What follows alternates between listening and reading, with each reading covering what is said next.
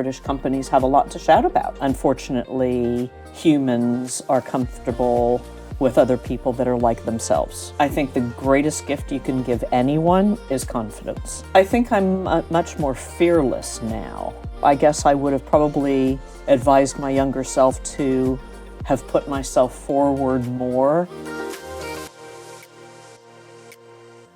Hello and welcome to the British Business Excellence Awards Beyond the Trophy podcast. Today we are joined by Allyson Stewart-Allen, CEO of International Marketing Partners. Allyson is also on our advisory board, a long-standing member of our advisory board, a judge on the Exporter of the Year category, and also a very good friend. So it's lovely to have you here. Thank you. You so much for joining us. Thank you. Thanks for asking. So I think out of everyone that we're talking to on the podcast, you probably know the awards more than anyone because you've been part of the story, to be honest, of how they were created. And you really, I believe, set the tone and the standard of what we're looking for when we're reaching out to businesses. You have a real specialism in advising businesses on exporting. Tell us a little bit about your career and what brought you to this point.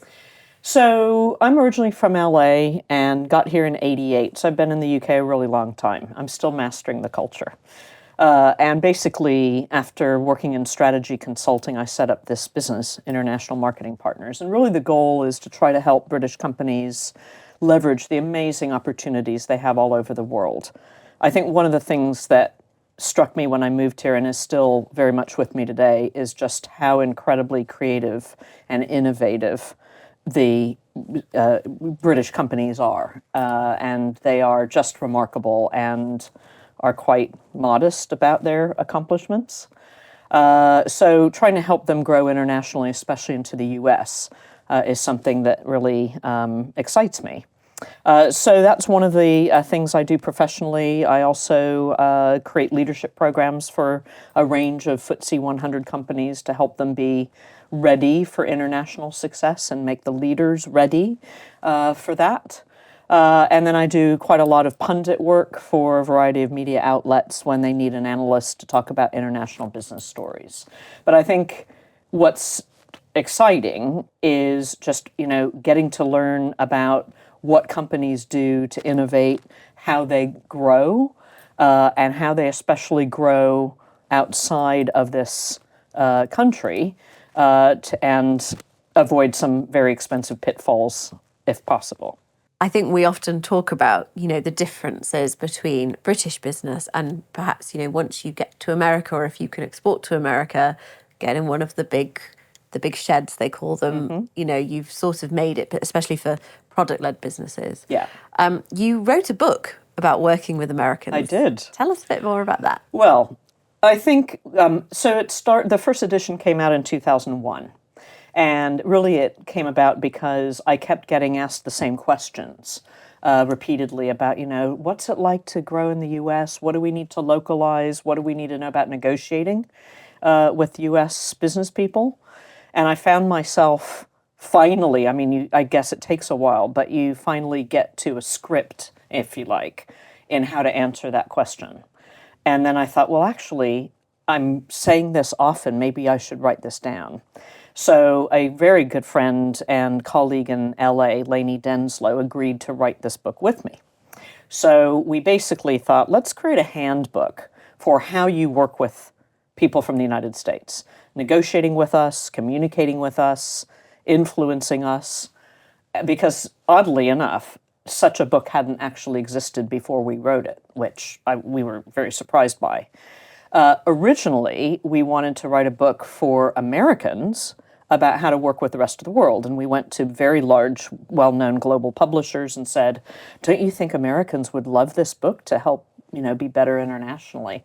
And they both of these publishers in New York City said, we don't think Americans would read that book, which really just reinforced for us the fact that, there is that insularity in the United States. Let's go for a much bigger market, which is everywhere around the world but the United States. So hence we wrote the reverse book of working with Americans. So the second edition was out 2020. because between '01 and 2019, when we were writing that and updating that second edition, the world had changed quite a lot. I mean, obviously 9/11 had happened while we were writing the first edition, but also, the financial crisis happened in '08. The pandemic was in the midst of happening as we were finishing our manuscript as well. We had a Trump presidency. We had changes in the legal regulatory environment in the US. So you wouldn't have thought that in such a short time, 18 years, the world in the US would have changed that much, but it really had. So that's really what led to us updating the book. And now I'm still, it seems like I have a job for life, helping companies understand people from the United States. I think at this rate, you might be able to write a book a month, a week, possibly, about our special relationship. I think so. One thing I remember when we first met that you said was, we speak the same language, but we're so incredibly different in how we all work. Yeah. So is it possible, just to give a little bit more detail around that, how Americans work compared to us, Yes. I guess one thing I'd say is we're more transactional. In other words, we want to just get straight down to doing the deal. So you've got something to offer, I have money to buy it, let's trade.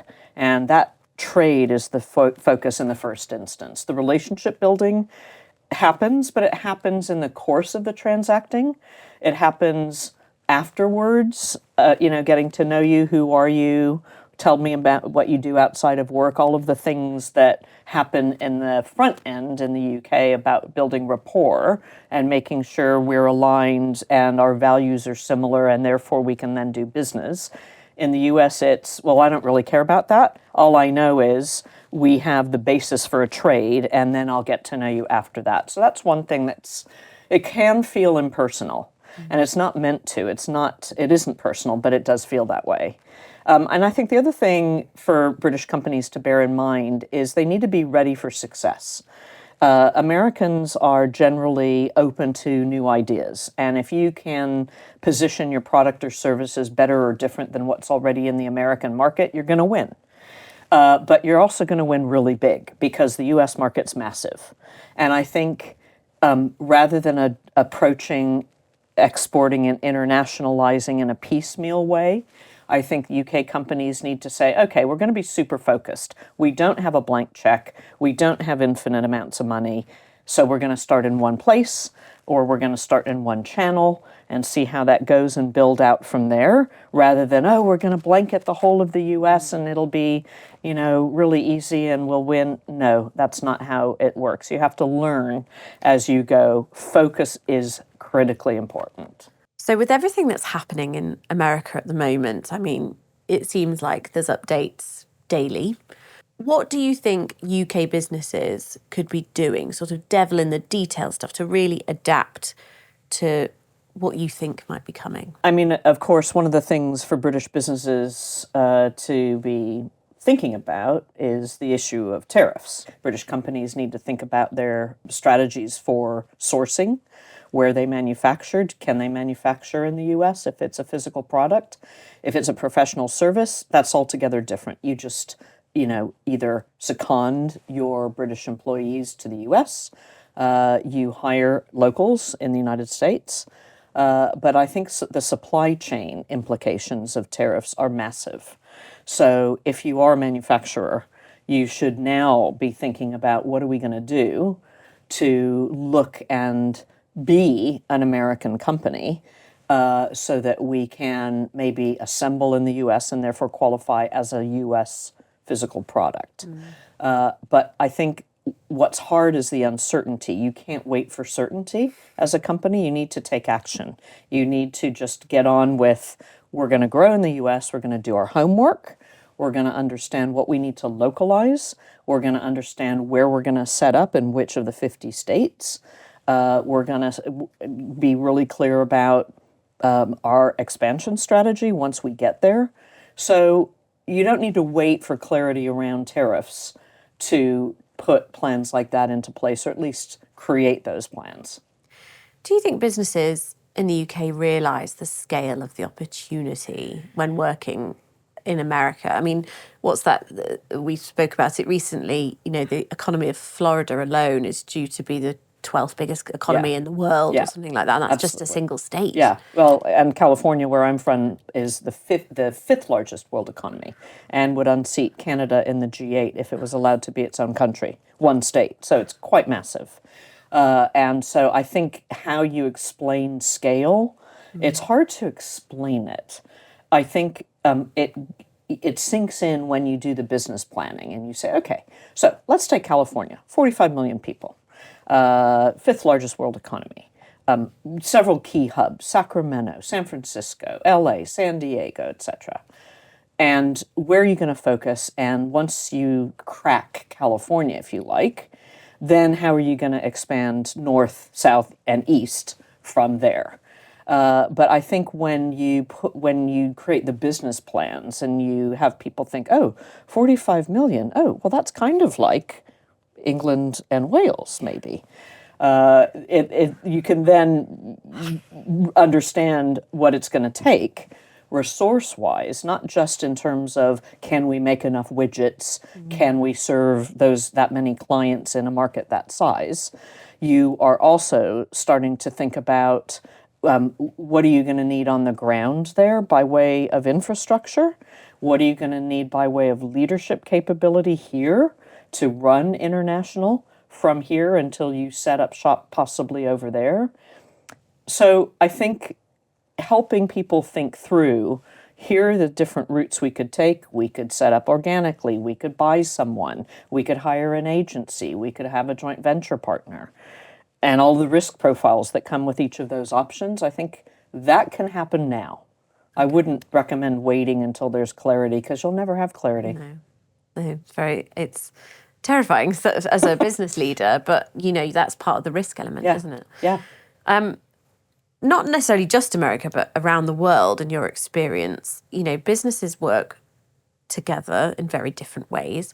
Do you think that British businesses shout about their success enough on a global scale? Or, you know, because in America, everyone loves a good brand alignment in America. They're all about brand, aren't they?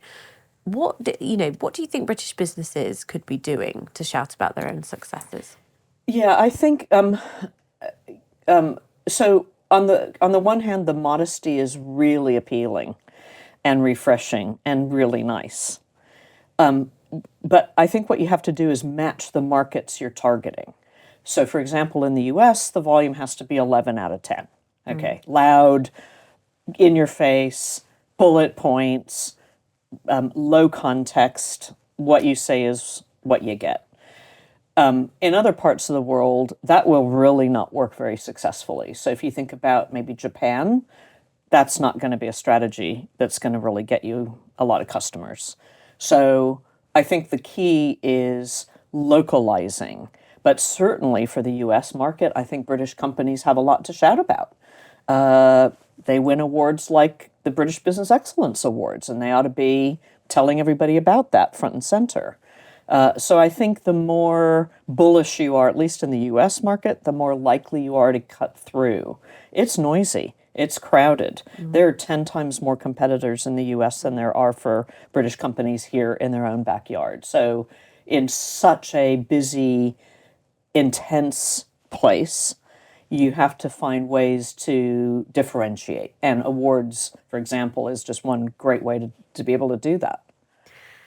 So on the subject of awards and networking and opportunity, one thing that I love about you is that you have a fierce approach to networking, and I've never seen someone work the room quite like you in terms of creating opportunity and connections.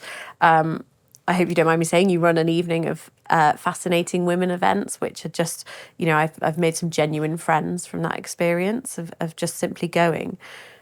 You have a real strive to support women in business in particular. Where do you think that natural empowerment comes from? You've empowered me on many occasions, and it's wonderful. Like, where does that come from within? I guess it comes from the experiences in the large corporates I used to work for. and the experiences of the large corporates I advise, where you see talent in any package that's overlooked. And unfortunately, humans are comfortable with other people that are like themselves. And so if you're at the top of a corporate, you will naturally, because that's how the brain works, hire people who you're comfortable with, and most of the time they look like you. And so the economic cost of overlooking talented people who don't look like you, it's really expensive. And in a way, part of my motivation is a commercial one, which is why would you overlook somebody who's really talented that may not look quite like you, but they're going to deliver a lot for your enterprise? So I just don't understand the logic of that. It's an emotional decision for business leaders who choose people that look like them rather than a quantifiable business decision. And so for me, that's annoying. I have a daughter as well, and so part of it comes from my ambition for her to be given opportunities that should come her way regardless of her background or her accent or her gender or any other criteria. I guess really it comes from that. And, I guess many of us have had experiences where you have been overlooked for whatever reason.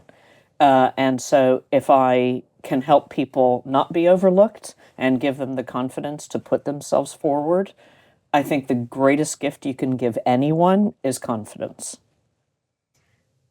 And I think awards can definitely give someone that empowerment and confidence. Yeah. And we've seen it in the businesses that you've awarded, particularly the Exporter of the Year category.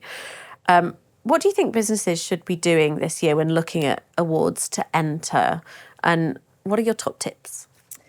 I think one of the things you ought to be doing if you're looking at applying for an award is being clear how you're going to use the win, or even if you're shortlisted, how are you going to leverage that? And also, the quality of the awards really counts. There's a lot of awards out there, and you don't have a lot of time and you don't have probably a lot of resource to enter lots of awards for the sake of winning an award. What matters is winning the right award rather than winning any award. So I think that is one key piece of advice I'd give anyone thinking about winning a business award is, look at what's out there and go for quality and reach, for one thing. I think secondly, being clear what you want to do with the win, or even if you make the short list, how are you going to use that as a motivator for staff, a motivator for suppliers, a motivator for for investors. So there's a lot of stakeholder groups that win.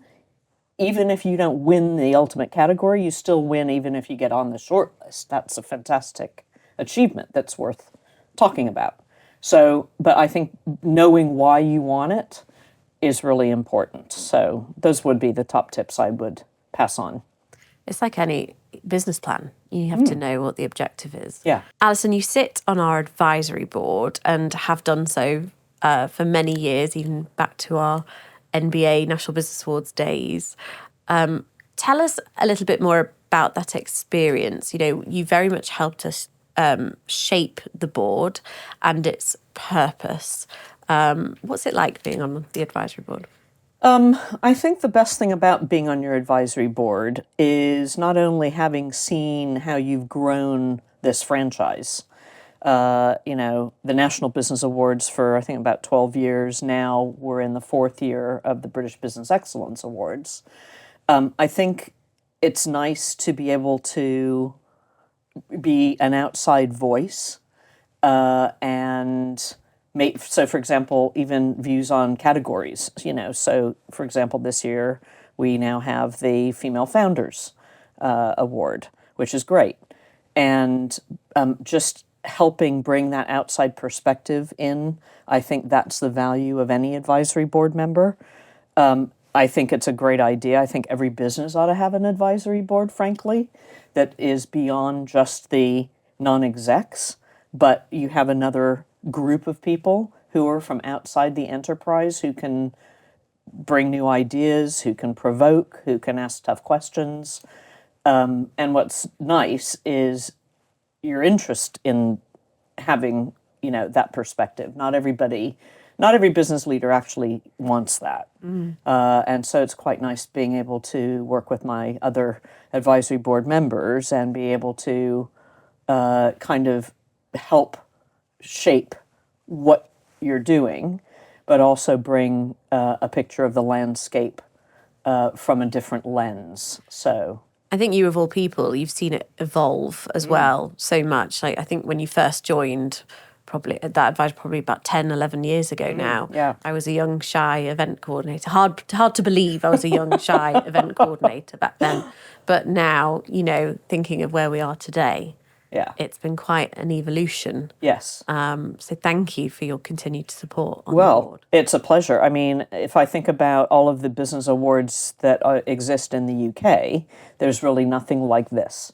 They're often very industry specific, but in terms of cross-industry, I don't really know of any other awards like this.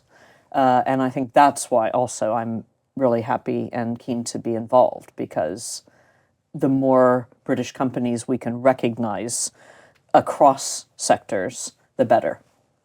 So finally, looking back at your career, obviously it's been an illustrious career advising businesses, and you go on to educate daily, in terms of business excellence.